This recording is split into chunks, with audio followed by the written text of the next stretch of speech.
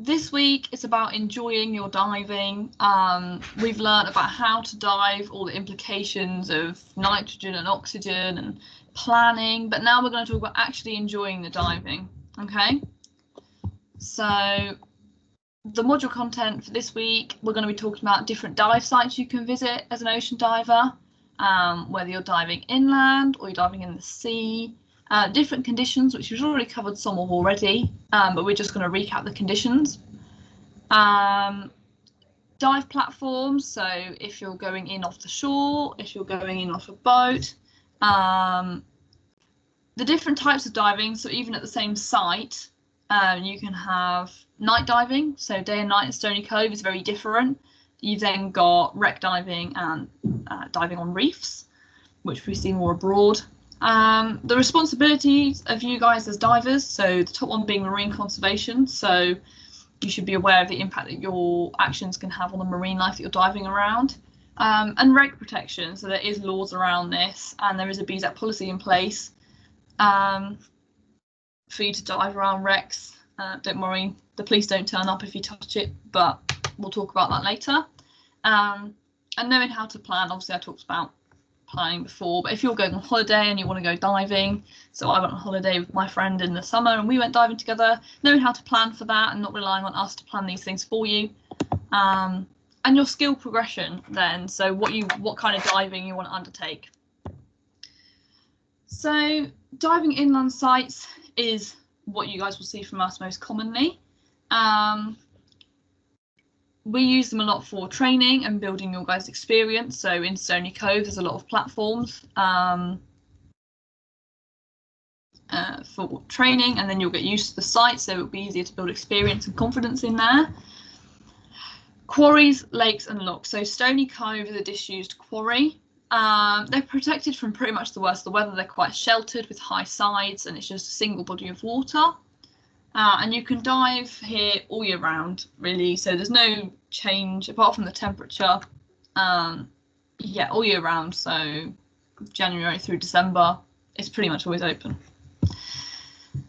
The site facilities at inland sites can really vary, so at Stony Cove there's toilets, there's a pub, like you can go for a pint afterwards, you can get cheesy chips, you can get a chicken burger, you can get breakfast. They can do dive fills there, like for your air. They do nitrox, you can go to the shop and buy new computers. They have everything there. Right, Stony Cove is very inclusive. However, other inland sites you might go to have like no facilities. You have to take a packed lunch and you have to make sure you've got enough cylinders with you for your day's diving. And they're generally accessible to the shore, so there'll be ramps down or there'll be steps, but if it's private land you just need to check that you're staying on the right side of like gates and whatnot. Depending on where you're diving, so you'll need some kind of protection from the climate or the temperature. So in terms of temperature, obviously we recommend dry suits for going to Stony Cove because it's a bit chilly. And equally, if you get out and you're wearing a semi-dry, it's a lot colder sometimes stood in a wet semi-dry. So we recommend you take a big like wind jacket or warm clothes to put on afterwards so that you're not chilly. On the opposite end of the spectrum, you've got like if it's really sunny, water. I don't know if you've noticed when you go in the pool on holiday, but you get sunburn a lot easier because the water reflects the light in a funny way.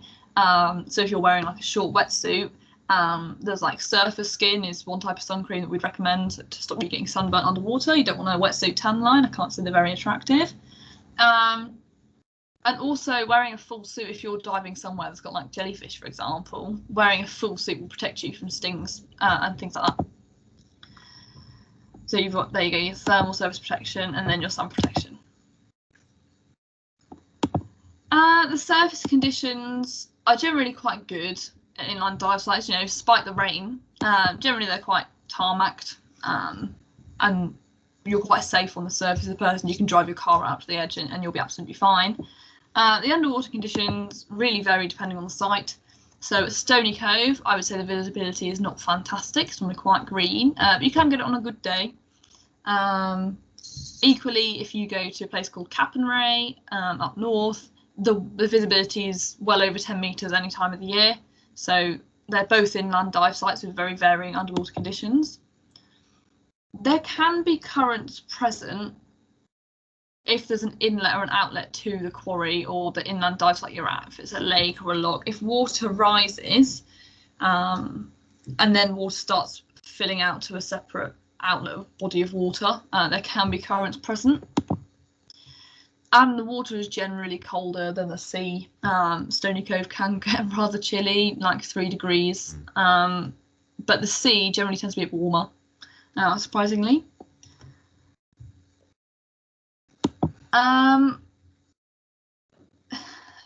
Inland sites aren't always the easy option for people to go diving.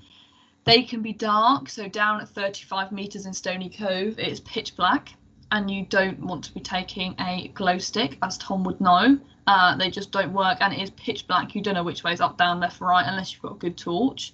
And they can be deep, so Endak, I know, goes down to about 55 metres.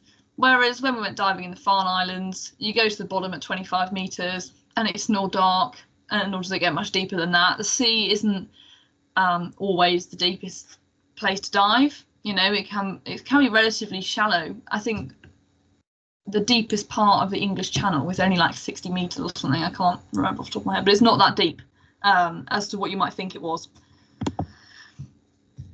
So diving in the sea, you can also train and build your experience in the sea, and also there's a lot more variety because things move around more, and you're not stuck.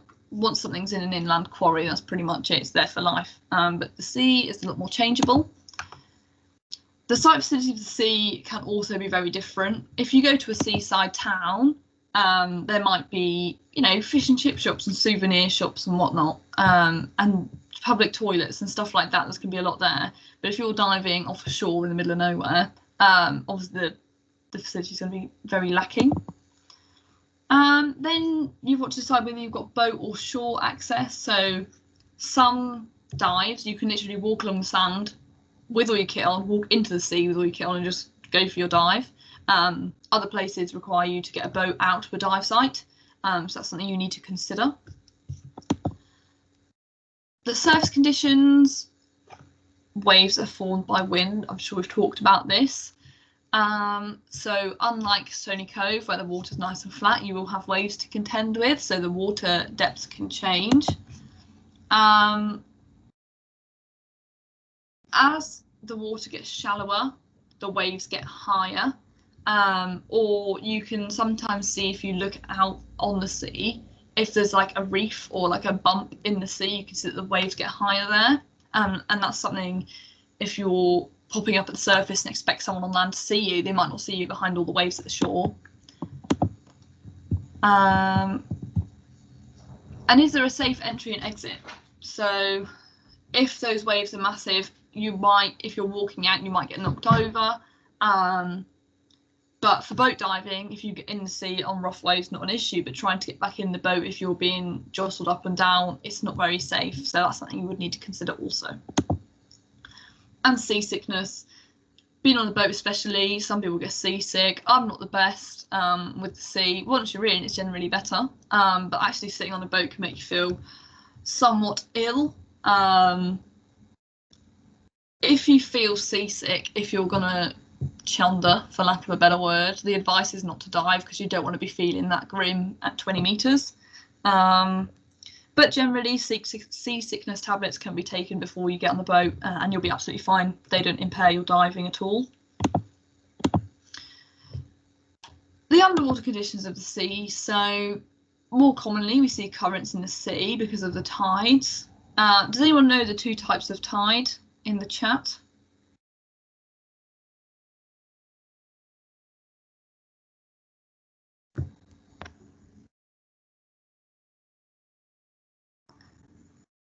So this is something that you'll need to go over then. So you've got your neap tides and your spring tides. Okay, so that's something you need to remember, and how the tides are formed, whether the moon is perpendicular or parallel to the sun. That's something I strongly advise that you go back and look at in your manual. Okay. The land and underwater features affect the currents. So if you're behind a rock, then you might not feel the current as strongly. If you go out to the side of it, then you might get swept away. So hiding in a bay is probably your best option there. The groundswell, this is all stuff we've talked about in lectures that we've had.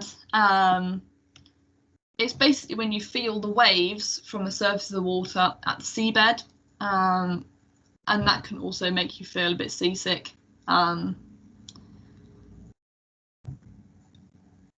That's just something to be aware of. And the underwater visibility, so it can change as with every other variable.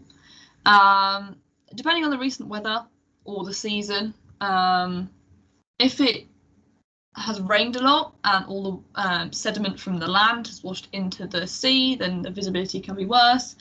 The sea also has seasons, so plankton blooms, algal blooms, which we talked about as well in the first few weeks, is when the water goes cloudy and green. That can make the visibility worse. And also other divers, so especially novice divers can go in and you're finning and you kick all the silt up from the ground. If you go to a popular dive site in the afternoon and a group of divers has already been in, they might have kicked up all the silt from the bottom and the visibility is going to be significantly worse. Okay. Shore diving. So if you're walking in, you need to consider the entry and the exit. So if you can walk in at high water, can you walk out at low water? If it's really rocky and those rocks are hidden when you go in, like they're under the water, but then as you try and get out, it's really uneven, you might struggle to get back out of the water. And the facilities, if you're at a coastal dive centre, they'll have all the facilities for you. If you're at a random beach, they probably won't. How deep are you going to go? When you think of a shore, you might think that it stays shallow forever and just gradually gets deeper, but some shores can just drop off all of a sudden. That's something you'd want to know in your dive plan. Something you could find either by the internet using books or local dive knowledge. The waves, we talked about those, so it determines whether your entry and exit is going to be possible. And currents. So currents generally run parallel to the shoreline. I don't know if anyone did GCSE geography and longshore drift. So you get pulled out and pushed along a bit and then pulled back in.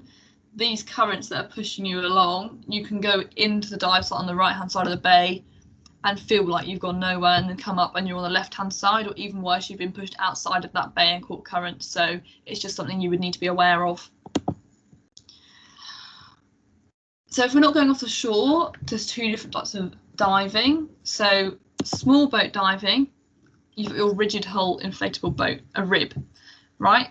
So they're little sort of dinghies that you get in. They're not the biggest, but they are highly manoeuvrable. So your skipper can get you right up close to the dive site, so you'd have to do less of a surface swim.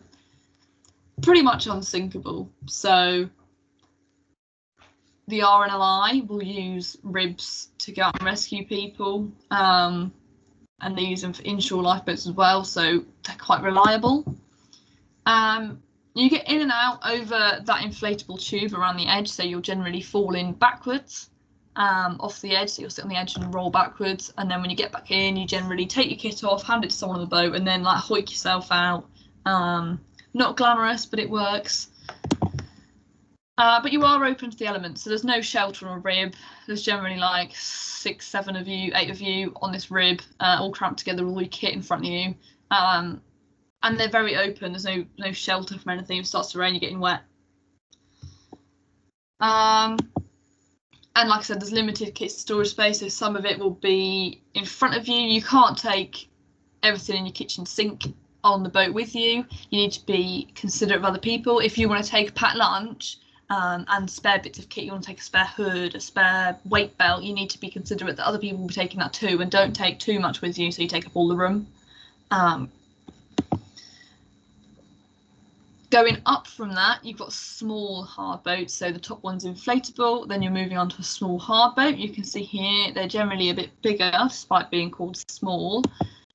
They are also still very manoeuvrable, not so much as the rib, but still good.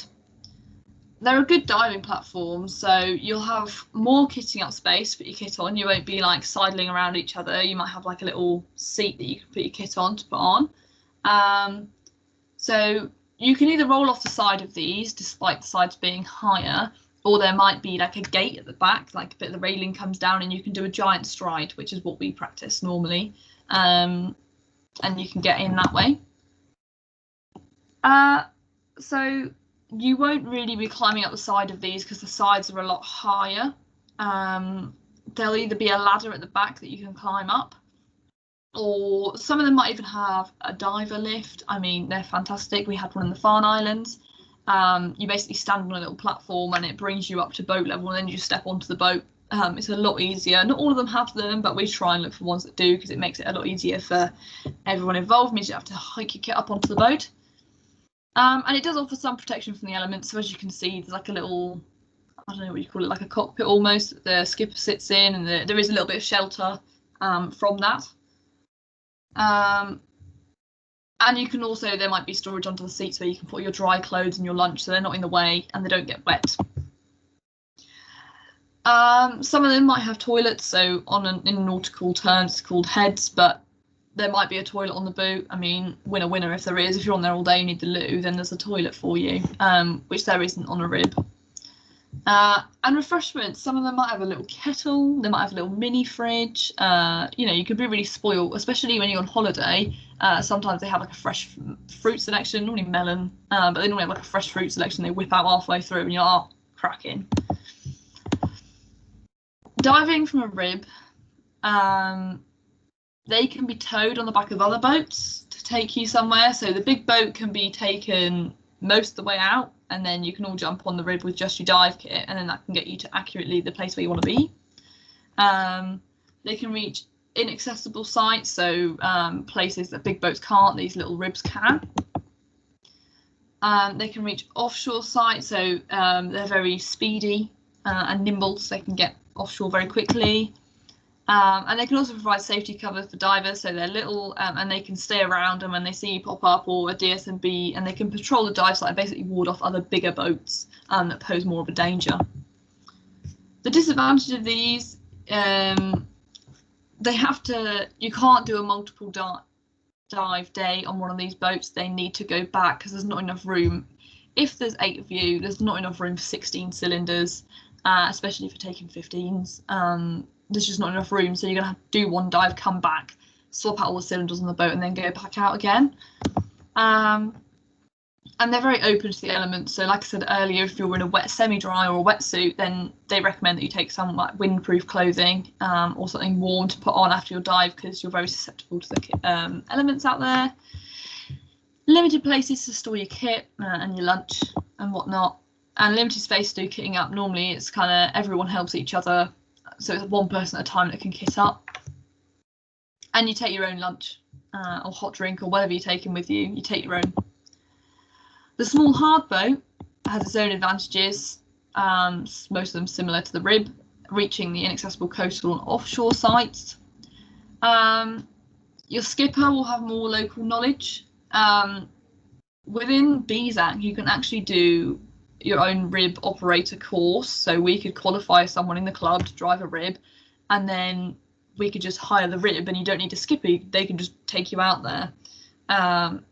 But we're a small hard boat, they're less reluctant to give that out, especially if there's diver lifts. You're normally with a diving company then, and then the skipper knows exactly where to drop you off, what time you've got to go, how long you've got in the water, so you rely on them for the knowledge rather than yourself. You've got a lot of space around you to kit up, you can help each other, multiple people can kit up at once, you've normally got a little bench to put your kit on to get it on properly. It's a lot more comfortable for the diver. You've got some protection from the elements still. It's not amazing if you're sat right on the back of the boat, but you know, if you're really cold, really struggling, you know, there is that shelter from the little cabin where the skipper is. You can generally fit multiple cylinders, so in front of those windows between the front railing and the front where the skipper is, that's where we stored cylinders last time we went diving, because at the back is where you do all your kitting up, so we put all our cylinders at the front there, keep them out of the way. And it can also act as your safety cover, so that can also patrol the dive sites and keep you guys safe and come pick you up when you're ready. The The disadvantages of that, there is more place to store your kit, but it's still not a big boat. Okay, so you can take more with you, and it can probably stay dry underneath the seats, but it's still, you still can't take everything but the kitchen sink. Like you couldn't fit an elephant on board, like it's not massive. And you need more cylinders, so you can fit more people on the boat, which means there'll be more cylinders. So Farne Islands maybe had 12, 14 people, and you probably get 2 dives out of that. So you've got what, like 28 cylinders on board, which is obviously a lot more than double the rib. But then you're starting to struggle for space after that. A liverboard. So if any of you guys are in scuba diving groups online, you see a lot of people go on liverboards. Essentially, it's a mobile hotel, right? It's like a cruise ship, but a lot smaller. And they have cabins for you to sleep in, television rooms, like movies. They have a kitchen on board and they cook food, and like common rooms and stuff. And it's what it says in here, you live aboard, right, for a week, 2 weeks. There you go. Cabins, cook food, chefs, all that sort of stuff. You can go further afield, so you're not expected to come back to the shore after the day of diving. You're actually living out there. So you can go to more remote sites that you wouldn't be able to do in a day. 100% you'll have a skipper and a crew on this boat, so they'll have all the local knowledge. Normally when you book a liverboard, you know the dive plan 6 months in advance. They'll know exactly where they're going. Obviously it's subject to change if the weather is different to what they expect, but the skipper will already know that dive plan before you go out. These boats are made specifically for diving. You've got a massive deck, loads of kitting up space, and all weather protection. Like I said, you've got a cabin, you can go have a nap in the afternoon, you can go and have hot lunch, you can go inside and watch telly. The facilities are second to none on these boats. They'll have a compressor on board, so you're not taking as many cylinders. Some of them have like some of them can do nitrox for you. In fact, a lot of them will now, because liverboards are more tailored towards, I wouldn't say advanced divers, but you tend to find sports divers and whatnot on these liverboards. And it's a really relaxing way to dive. Everything's done for you, and it's basically like a holiday, but you just can dive whenever you want. Sometimes there's 3 dives a day. Every day there'll be a morning, afternoon, and a night dive. So you can dive up to 3 times a day, but there's no pressure for you to get in at those times. You just say, oh, I want the afternoon off, I'm just going to do the morning and the night dive, or oh, I'm just going to do the afternoon dive because I went drinking last night. It's completely flexible. And they also provide the safety cover for the divers, so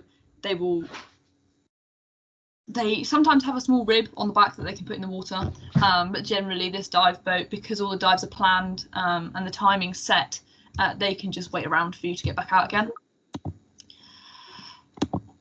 The disadvantages of a liverboard, so they're quite expensive. So I'm looking at booking one for next year. It's essentially a full board holiday, breakfast, lunch, dinner, and all your diving is included. Sometimes kit hire as well, cylinders and fills. So they can cost you upwards of £800. It depends if you're going for a week, 2 weeks, but especially the ones following, and then you've got to book flights out to wherever it is. I mean, I feel like they might do one in the UK, which means you can just drive. But if you want to go on one in like Egypt, for example, you're looking at £1,200 for 10 days. But it is 10 days of 3 days of diving each day, so actually it is worth it. And it's a sunny holiday, so it depends whether you're up for that. If you get on this boat and you're on a 10-day dive holiday, and then you decide that it's not for you, or you've left something in the car or the hotel or wherever you've left your stuff, and you've forgotten it, then you're a bit fannied because you can't really go back to shore. They expect you to be self-sufficient with your kit. So they might supply kit. I mean, I think most of the ones I looked at do. But if you're taking your own kit, if I was taking my own regulators, I would then be expected to take my own spares for that set of regulators. They might not have the right bits for my kit, they might not have the right size BCD if mine goes wrong. that's why I would say it's more targeted to either experienced ocean divers or sports divers and above. I feel like they expect you to be fully self-sufficient. But if you feel like that's you and you could go on holiday, and they are there to help you, and I will say that people on dive boats are generally very helpful, but they're not going to do everything for you in terms of diving. You're going to be living with the people that are on the boat and diving with them, so there is somewhat of a need to get on with everyone. What I would say is go with a dive buddy. So if I was going to go, me and Kate would book it together and go on the same boat, because at least if there's no one else I like diving with, at least I've got my friend to go with, and we both know each other's limits and know how comfortable we feel. So it can actually be really helpful to go and book one of these with someone you know, especially if they're twin cabins and you don't fancy sharing with some random diver from like East Yorkshire. Like, I don't know, if you're comfortable meeting a whole load of new people all at once, that's completely up to you. But personally, I would take a friend. So, after all that, there is quiz number 1. The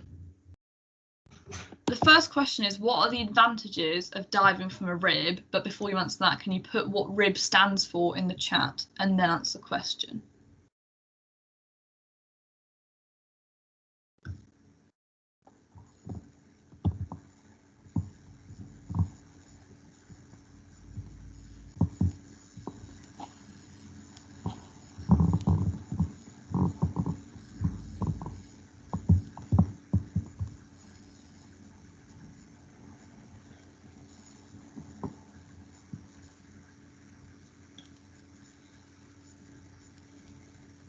Anyone?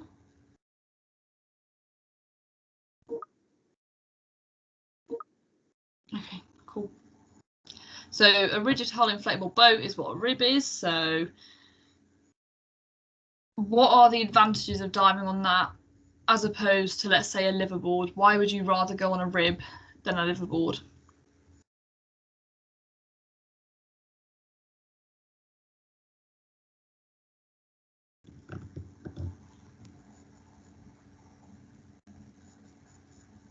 Inshore accessibility. What was that, sorry? Inshore accessibility. Oh yeah, so you can get back in. Yeah. Sorry, I'm deaf as a post. Yes, someone says it's cheaper. It's definitely a lot cheaper. But easier at certain places. So you've got your inshore accessibility, more manoeuvrable. I can put some of these on the screen. They can be towed on the back of the liverboard. You can tow them somewhere to get to a different site. You've got your inaccessible coast sites and your inshore accessibility. Reaching your offshore sites. And providing safety cover, although most of these boats can provide safety cover, so I wouldn't. That's an advantage for them, I would say. Being cheaper, you might only get one dive and then have to change and go back for cylinders and then go out diving again. But yes, definitely cheaper, especially if you're in the UK and you can book a hostel or an Airbnb for the night. I would say go for a rib rather than a liverboard. Oh, is that it for quiz 1?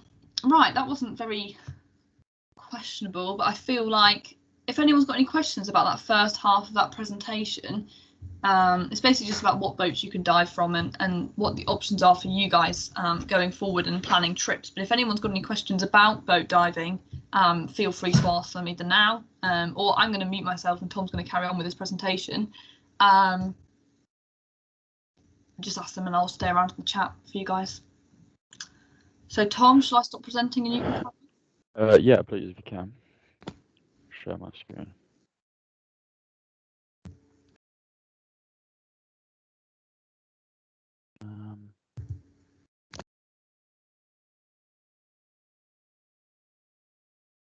Can you see that?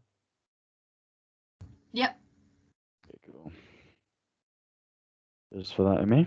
Okay, so to go through a few of the different dive sites where you can actually go diving at, now you're going to be getting your qualification hopefully soon. The first one's reef diving. So the sort of attractions for reef diving is the marine life. So in the tropical or temperate reefs, they provide a shelter for the marine life. And obviously these can then be observed as divers. The underwater scenery as well. So they're super colorful. and most of them have really interesting formations, maybe like little holes that you can swim through, which is always pretty fun. And then photographic opportunities. So if that is your thing, if you're really into, your photography, if you've got GoPros, or you can get like proper professional cameras for use of diving, it provides a really good opportunity to snap some great pictures. And if you do, then feel free to share them with the club, and we'll get them on the Instagram. So some of the risks of reef diving is overextending your depth of time. So typically, reef diving you'll be doing in sort of tropical weather, where the visibility is much better than diving in Stony Cove, for example. You can get sort of 25-30 meters visibility, which is excellent. And because there's so much to see, there's so much marine life, there's so much just everything, just taking it all in. You can forget to monitor your air, your time, and end up just running over your plan. Obviously, we don't want to do that, so we want to monitor more frequently, but it's really easy to do. There's also hazardous marine life. So particularly if you're going to be sort of antagonizing them, getting close and prodding them, which is don't do that. But if you are doing that, then expect sort of a lashback by some of the marine life. And your local dive site knowledge really comes into effect here. So in your dive brief, if there is a dangerous sort of animal that's going to be down there, that's sort of when you get told about it. So you're not surprised if you go down and, I don't know, see a reef shark or something. And then wave action and currents. So reefs can actually rise from the seabed to shallower water, which increases their risk of wave action and currents. Because you're sort of diving within the reef environment, the whole thing can sort of drift a little bit, and you lose control of where you actually are in the current. And again, this is sort of your dive brief. They should tell you, if you're at risk of being taken away at the current, and then plan accordingly. Some precautions. So dive monitoring, like I said, keeps to your plan. Make sure you're not going too deep, spending too long. Big emphasis on look, don't touch. So this goes with pretty much all aspects of diving, not just reef diving. But we don't want to ruin the environment for future divers. And then if this isn't drilled into you by now, then as divers, we always plan the dive and then dive the plan. We do the planning for a reason, and the reason is obviously to stay as safe as we can. So stick to your plan. A little bit about marine conservation. As divers, we do want to protect the underwater environment. We want everyone to be able to experience what we do, and that means not destroying it. So a few ways that we can do this is through our buoyancy control. So we want to sort of sit horizontal and hover in the water. As you see on the picture, that diver sort of at a bit of an angle, which means that they're finning. When they're actually finning, they're going to be kicking up the seabed.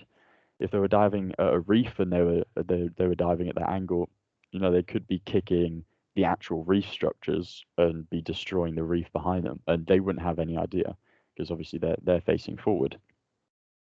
Also, if you're kicking up sort of the sediment, the seabed, this can sort of be suspended in the water and get stuck on the reef or other sort of marine life and cause damage. Again, look, don't touch. You can cause irreparable damage to these sort of things, to reefs. Don't go snapping stuff off or holding on to stuff. More take memories and photographs. So in most places, it's actually illegal to be taking sort of like bits of reef. I know they've got some regulations in Australia and Mexico, I think. But don't fact check me on that. But you're actually not supposed to, like, you can be fined, etc., for removing stuff from the oceans there. And then participate. So if you're really interested in marine conservation, there's lots of stuff we can get involved in. There's loads of projects, marine conservation projects. You know, if you are interested, give it a Google or drop one of the instructors or committee members, whoever, a message, and we can give you a bit of further advice. Be a problem at all. So moving on to the next sort of dive site is wreck diving. The sort of attractions of wreck diving is they can actually host artificial reefs. So this links directly to the previous slides.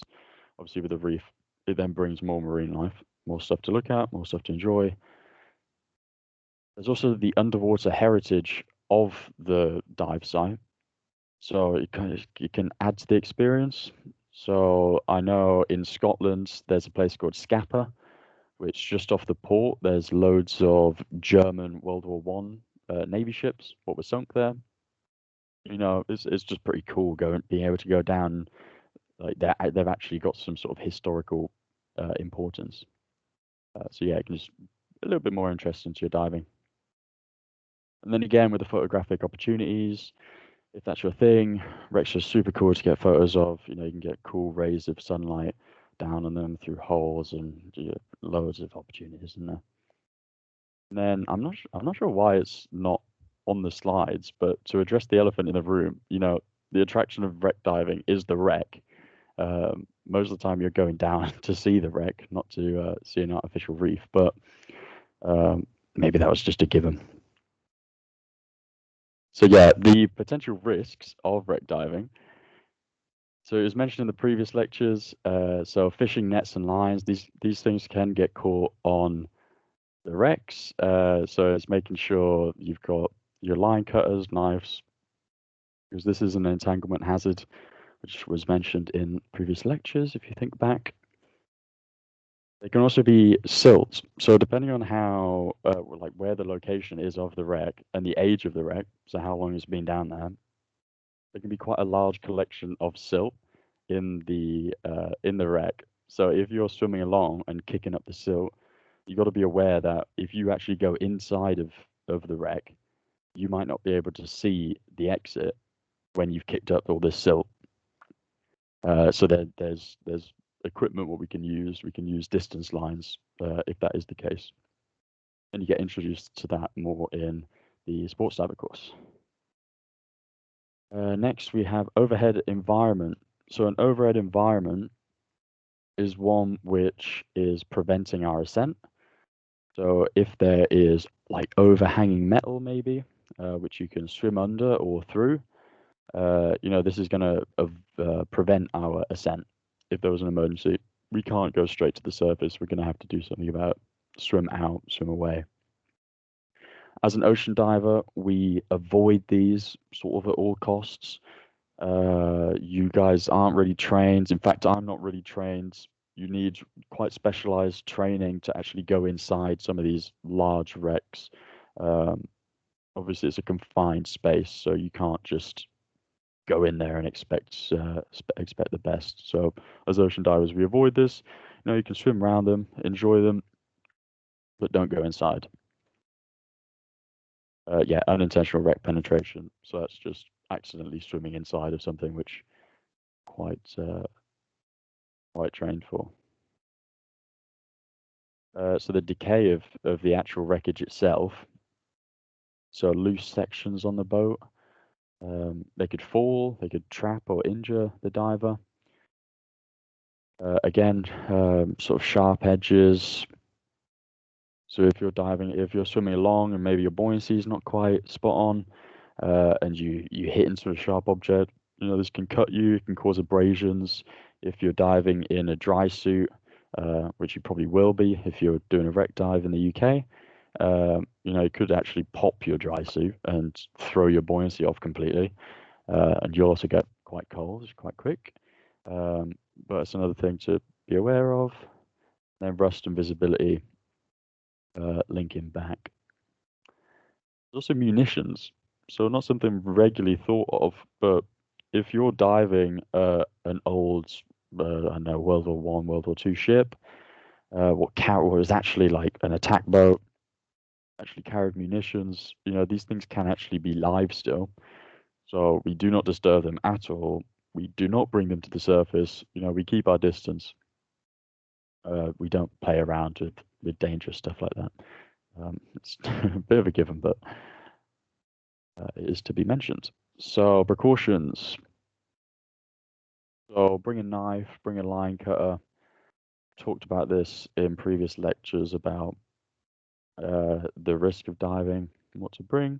But yeah, again, that's for the fishing nets. If you do get caught in anything, you need something what you'll be able to cut your way out of. And good buoyancy and finning techniques. So this again is avoiding your impacts with sharp objects, or maybe you hit a loose section and cause something to fall on you. We want to, so our buoyancy will stop that happening. And then finning techniques for the kicking up of silt, so reducing your visibility inside. ESAC's wreck diving policy is we want to respect our wrecks as much as we can. Sort of a given, but we want to sort of keep the wrecks in a functional condition so future divers can still enjoy the wreck in years to come. So that involves don't start playing with stuff and breaking it, increasing the damage. Then again, look, don't touch. Some of these wreckage can actually be war graves, so be mindful, be really respectful. There's quite a lot of history behind it. And then the law. I mean, if you find anything, I know in the UK, if you find any wreckage and you actually bring it to the surface, these have to be declared by law. Otherwise, you can actually receive a criminal record for it. So to be honest, you're better off just not faffing with it unless, I don't know, it's your job to. You're diving archaeologists, if that's the thing. Night diving. So this is the next type of diving, what you guys can get involved with. It's really fun. I recommend everyone to try and get involved in it. Sort of attractions that come with it. So nocturnal marine life. If the marine life, well, we all know what nocturnal means, but if you don't, sleep during the day, active at night. There's different sort of fish what come out. Reefs, so reef sharks, they're actually nocturnal. So during the day, you'll see them sleeping. And then at night, you can hopefully see them being active and going around finding some food. I did a dive in Malawi, which is in sort of Central African region. And there was these really cool fish there. I think they were called rainbow fish. And they actually followed the beam of your torch. So you'd be swimming along and you'd look back and there'd be like 20 fish all following your beams of torch. It was really fun. Yeah, like I said, definitely recommend it. The torch beam focuses your attention.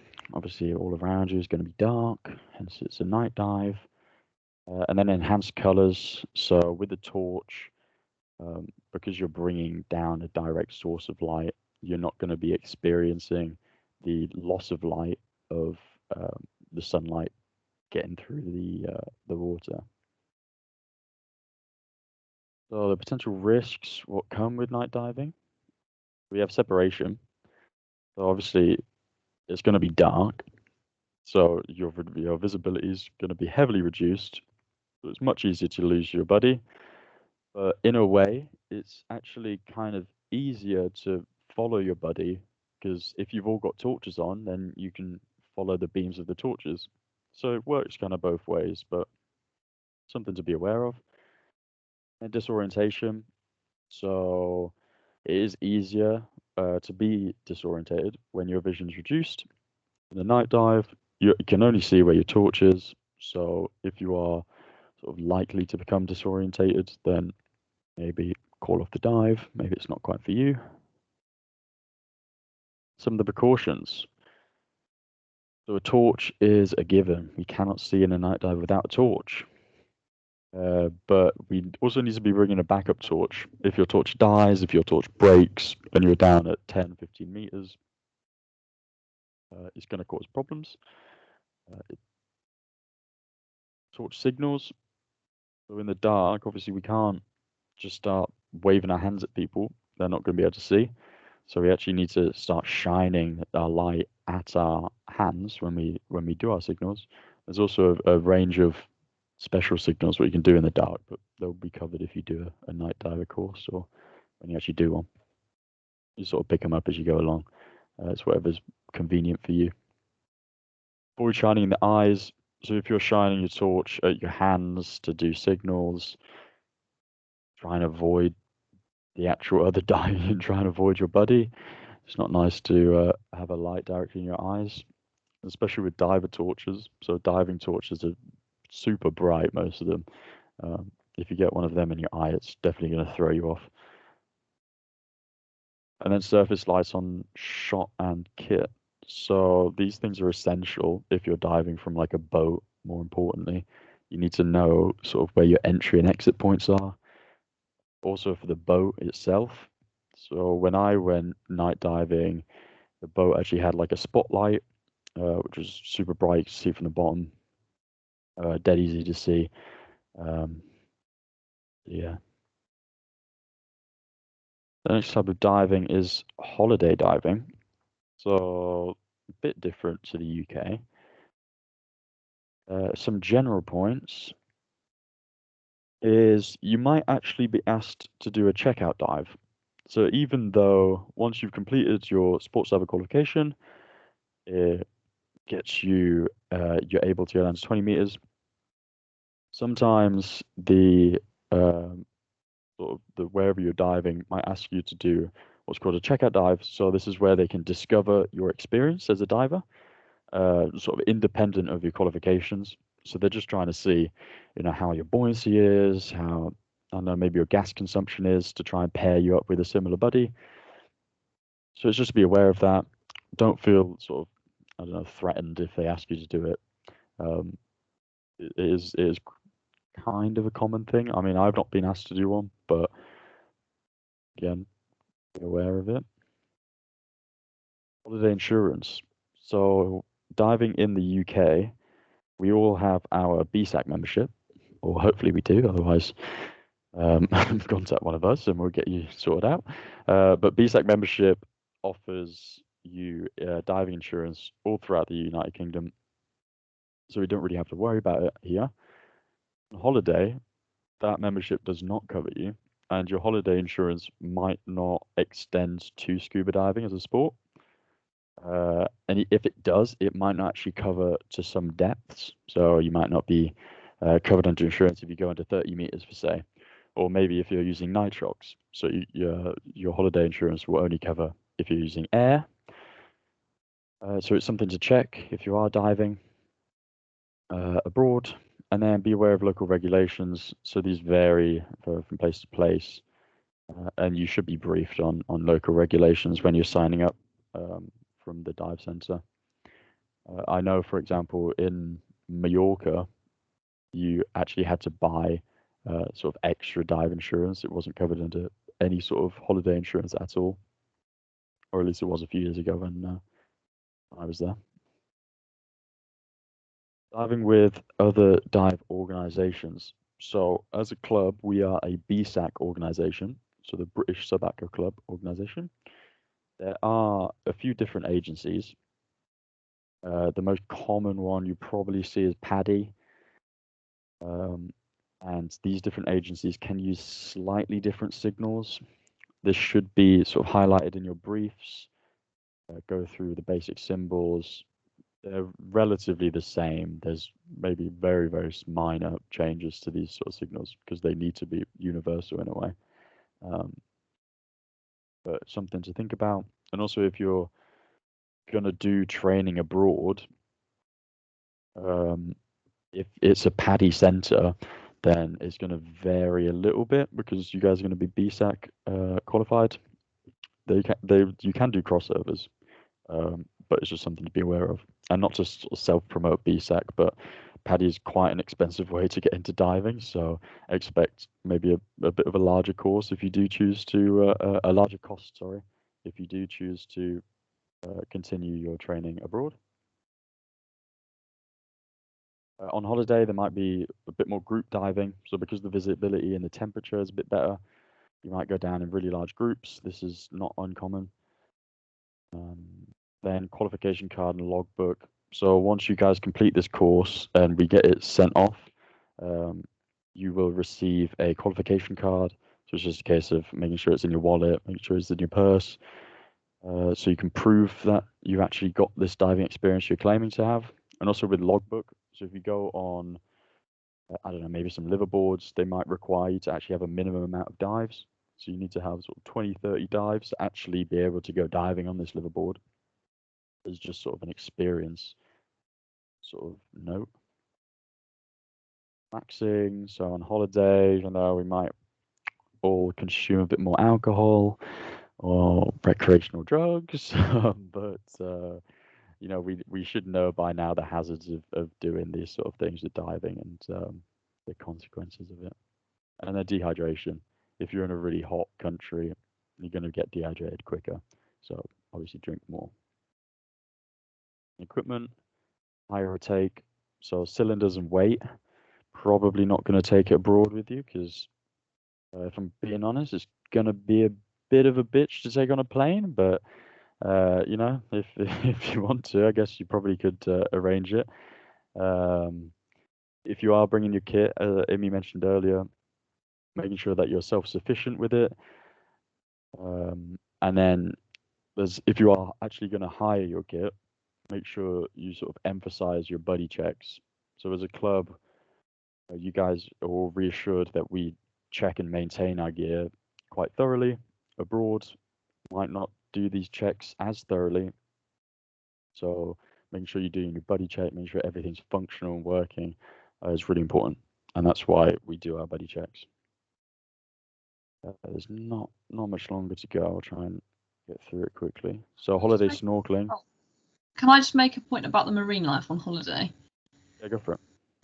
So we're talking about holidays and you're having a great time, and basically going abroad. So over here we can see seals, and they're pretty much the biggest like mammal you'll see in the sea.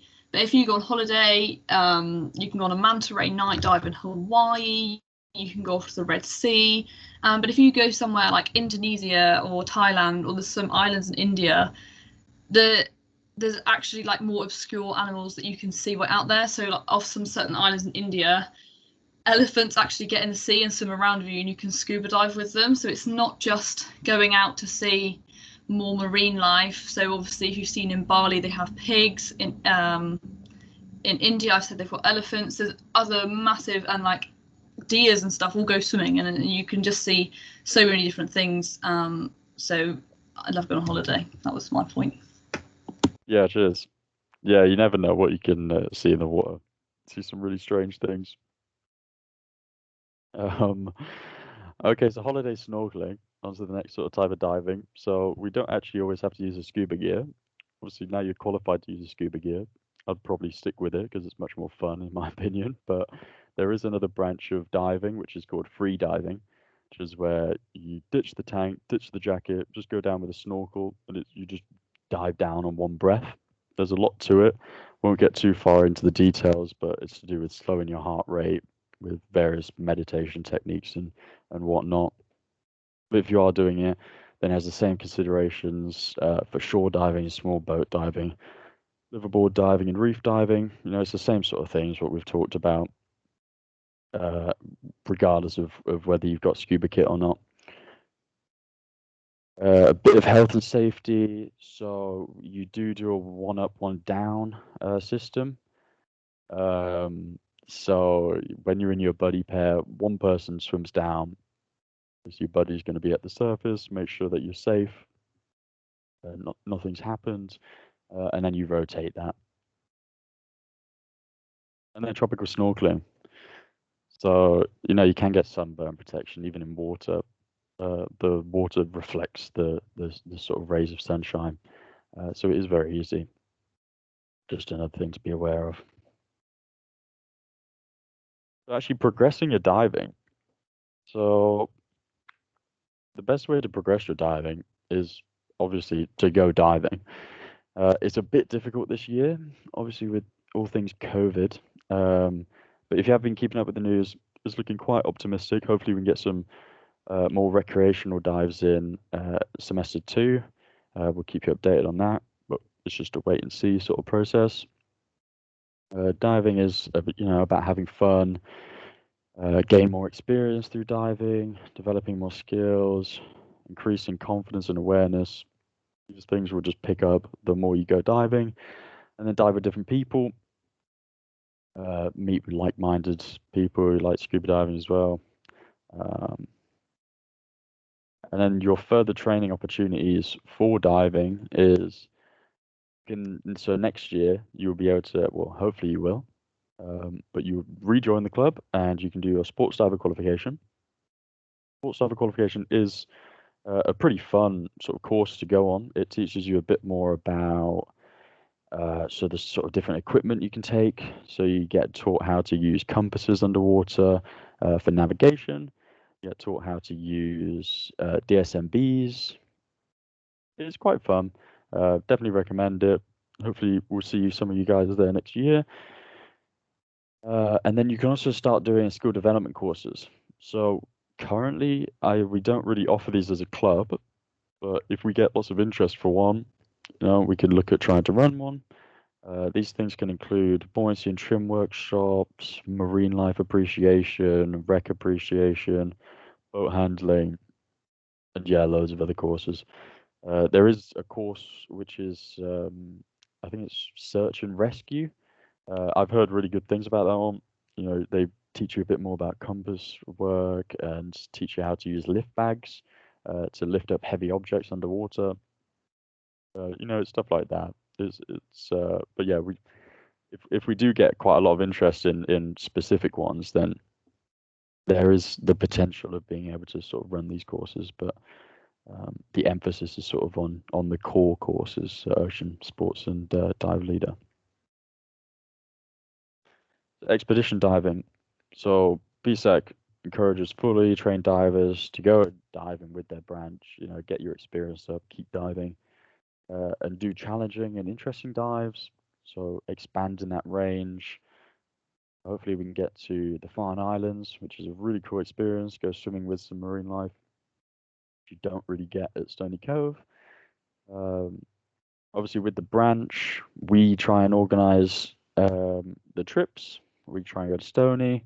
Like I've said, with COVID, it's a bit difficult, but hopefully we can start doing a bit more recreational diving in the second semester to come.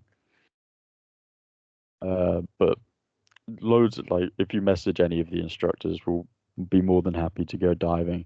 Any of the committee, message the Facebook page. But if things start getting better, then these things can quite easily be organized. And then diving with a purpose. So if you are interested in certain projects, so like marine environment, you can get involved in projects that will expand that sort of area of diving. And lastly, it's being safe, really. So using all the theory, what we've taught you in these lectures, hopefully they've been semi-interesting for you guys. But just taking all of that into account, I know there's quite a lot of it, but taking it all into account and trying to be as safe a divers as we can. So that's it. So we'll just go through the second quiz. So the first question, what extra precautions should you take when diving a wreck? Just want to pop your answers in the chat.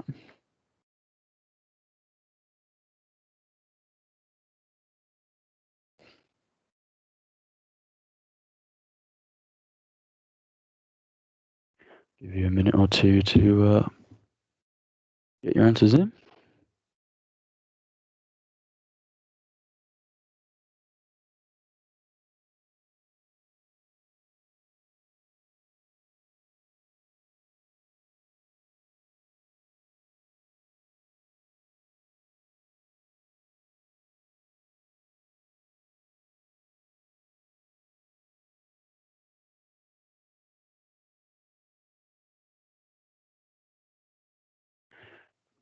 All right, let's see. Do we have nets and lines? So yeah, that's on the right line. Nets and lines is more of the hazard of diving a wreck. So yeah, carrying a knife, very good. So that's sort of the precaution what we want to actually prevent these nets and lines from entanglement. There you are, taking a knife and line cutter, and then ensure that you've got good buoyancy and a finning technique. On question 2. So what extra precautions should you take when conducting a night dive?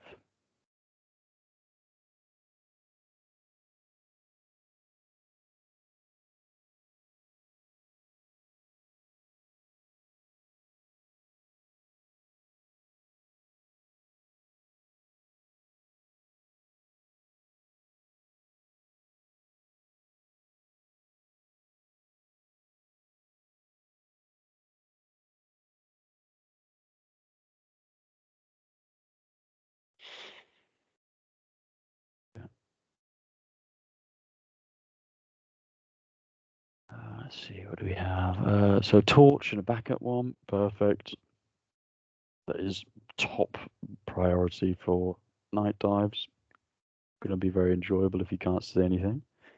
And then use lights to mark equipment. So yeah, that's not actually on the slide, but that is completely accurate. We want to mark our entry and exit. We don't want to get lost. Now, as Imi said, if you're diving abroad and you don't really know the area, like we know Stony, there can be all sorts, you know, as yeah. So a quick summary. The stuff, sorry, the stuff what we've gone through different dive sites. So sort of the differences between inland and sea diving. We've gone through local diving conditions, what to expect if you're diving at Stony Cove or wherever you are. Different diving platforms. So if you're diving from a shore on a boat, so how these vary, what sort of boats you can dive from, the differences between the two, and the advantages between the different dive platforms. I've taken you through some of the different types of diving. So reef, wreck, and night diving, all really fun to get involved with. With night diving, just a little sort of extra. Stony Cove actually they run a night dive every Wednesday night.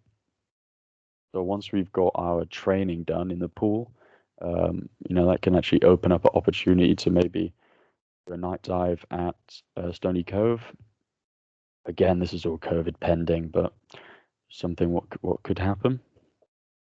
Responsibilities. So marine conservation, wreck protection. We want to protect the waters so everyone can experience the same thing in years to come. And knowing how to plan. So we've mentioned about holiday diving, the extra sort of things to think about, and then skill progression. So what sort of courses you can do to come. That's it. So that is actually the last of your ocean diver lectures. So congratulations for making it this far.